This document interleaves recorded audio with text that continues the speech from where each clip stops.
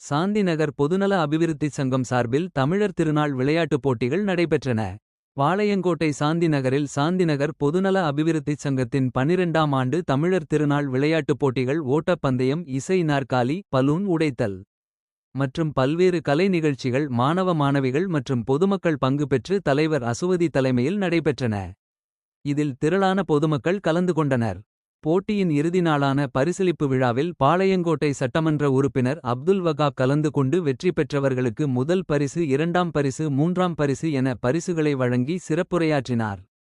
விழாவில் சாந்திநகர் பொதுநல அபிவிருத்திச் சங்க பொறுப்பாளர்கள் மற்றும் நிர்வாகிகள், உறுப்பினர்கள் மற்றும் திரளான பொதுமக்கள் கலந்து கொண்டனர்.